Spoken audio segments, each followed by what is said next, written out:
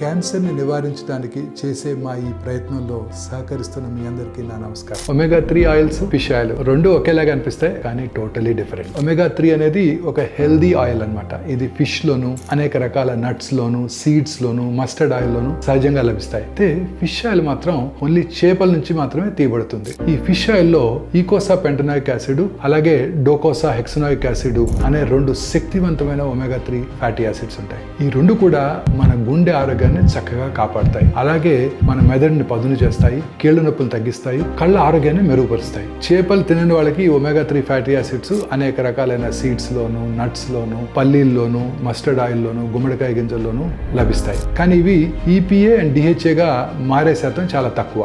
So ఆరోగ్యానికి ఏది best అని మీరు క్వశ్చన్ అడిగితే, చేపలు తింటే ఫిష్ ఆయిల్ చాలా మంచి ఎంపిక. వెజిటేరియన్ అయితే ఆల్గే ఆధారిత ఒమేగా-3 సప్లిమెంట్స్ అంటే స్పిరులినా ఇలాంటి వాటిని ఎంచుకున్నట్టయితే ఆరోగ్యంగా ఉండవచ్చు.